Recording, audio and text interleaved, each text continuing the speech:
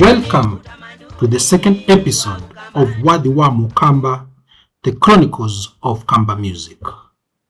In this episode, we journey into the life of Kakai Kilonzo, a self-taught musician whose humble beginnings in Kilimambogo led him to become one of the greatest voices in Benga.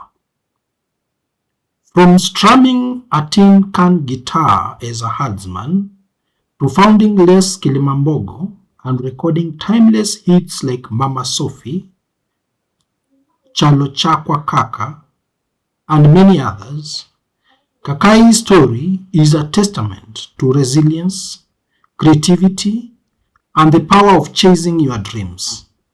Stay with us as we uncover how his music shaped Kenyan culture and why his legacy still lives on more than 3 decades after his untimely passing. Welcome.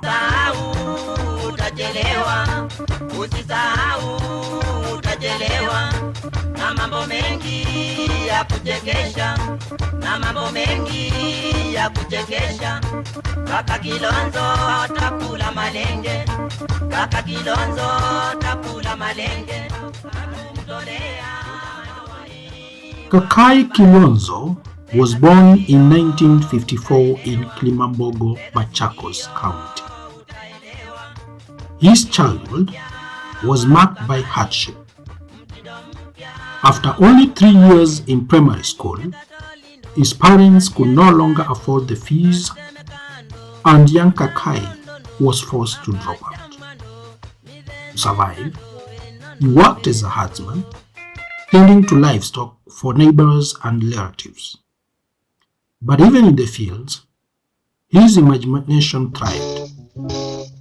With nothing more than a large metal can and wire strings, Kakai built his first guitar.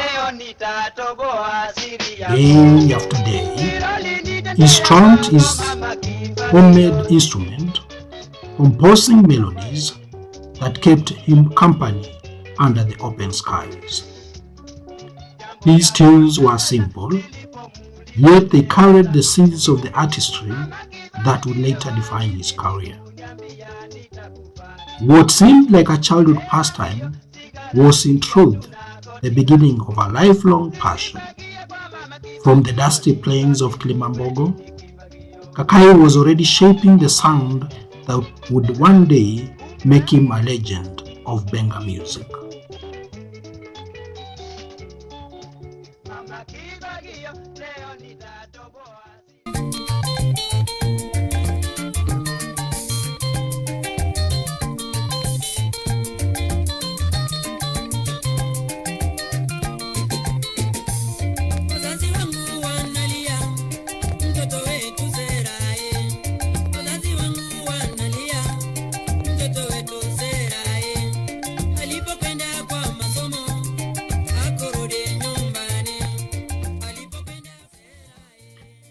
In 1973, Kakai Kilonzo met Joseph Mwanya while working at Kenyan.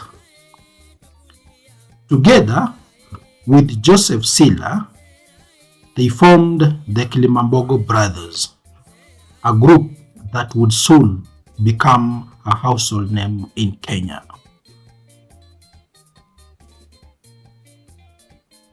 By December 1974, they were recording their first songs, and in 1975, they released Mama Kifagio and Kyalo Kyakwa Nameli.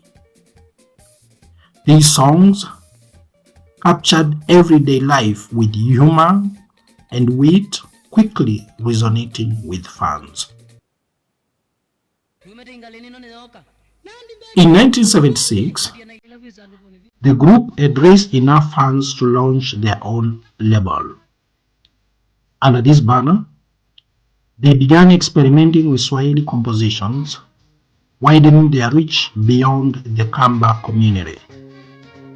Songs like Mji wa Mombasa, Wakumbuke Wazazi, and Kenya Nchi Yangu showcased their versatility, blending satire, social commentary, and patriotism. Their music was not only entertaining but thought-provoking. Tracks such as Sarah and Musinzini carried sharp humor and danceable Benga rhythms, while Susanna revealed the ability to adapt Rumba influences into their style. With frequent appearances on radio and television, the Kilimambogo brothers became cultural icons. Their witty lyrics, intricate guitar melodies, and bold storytelling made them one of the most influential bands of the 1970s.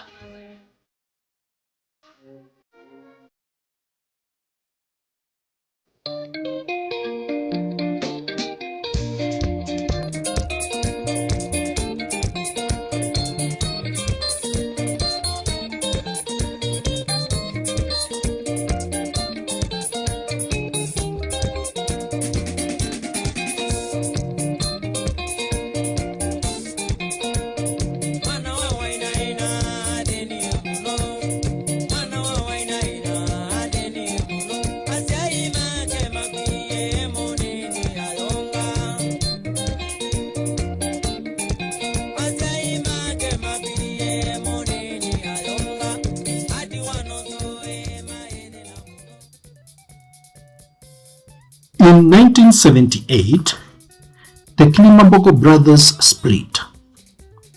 Joseph Sila and Joseph Mwanya went on to form the original Kilimambogo, while Kakai Kilonzo carried forward with the remaining bandmates under a new name, Les Kilimambogo.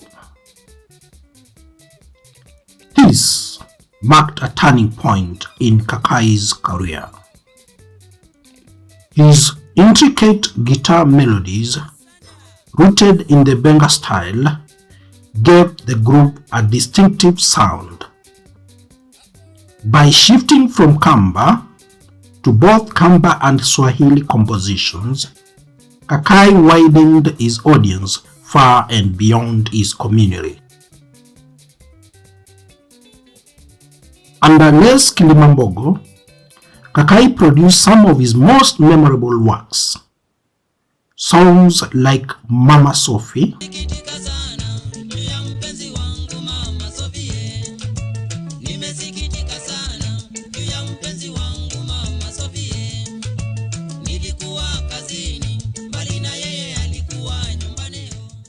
Baba Mkwe,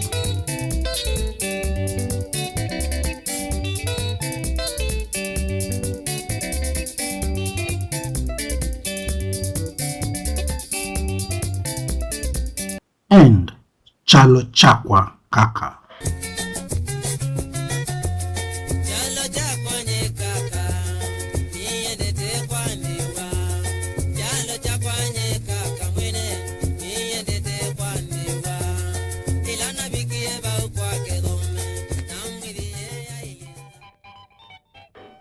Became instant favorites, blending humor, social commentary, and irresistible dance rhythms.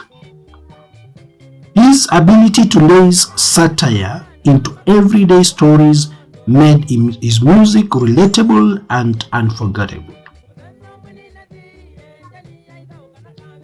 In 1983, Kakai released a solo album that included Mama Sofi, which remains one of his greatest hits.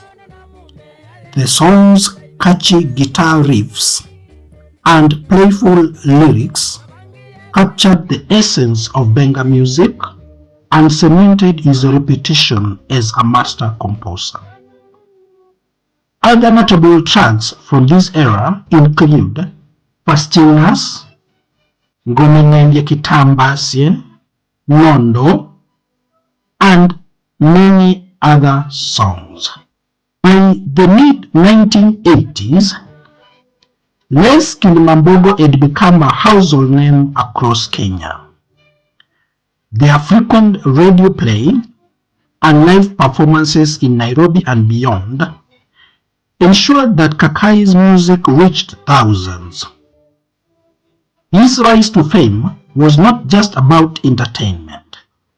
It was about giving voice to the joys and struggles of everyday life.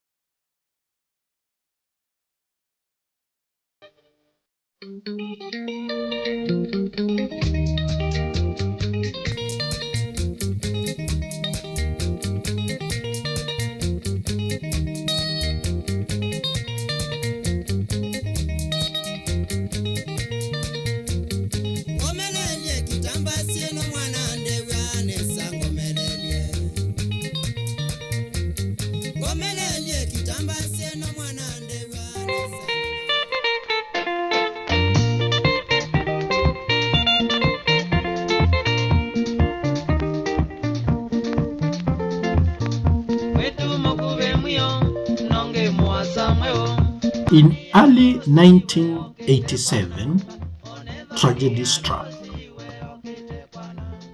After a brief illness, Kakai was hospitalized and diagnosed with cerebral malaria.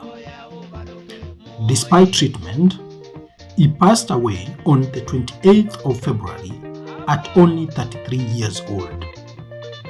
His death shocked fans across the country. Yet, even in death, Kakai music lived on. Songs like Mama Sofi, Baba Mukwe, Kyalo Kaka continued to dominate radio playlists. His bandmates and fellow musicians kept performing his work, ensuring that his voice remained part of Kenya's cultural memory. In the years that followed, compilations of great hits were released, and his songs became staples at weddings, community gatherings, and radio shows. Younger generations discovered his music through these collections, proving that his artistry was timeless. More than 3 decades later, Kakai Kilonzo is still celebrated as one of the finest Benga composers. His story reminds us that life is short, but passion and creativity can leave a legacy that outlives us all.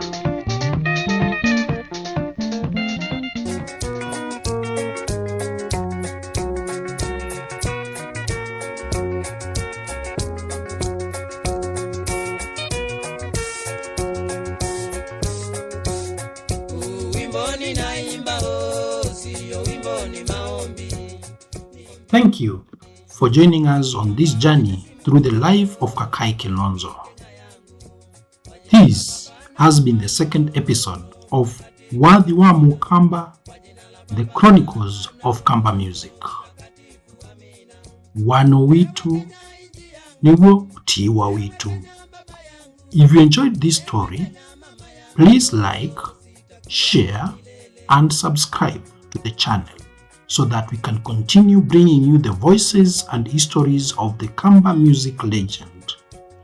Until next time, keep celebrating our culture, our music, and the stories that make us who we are.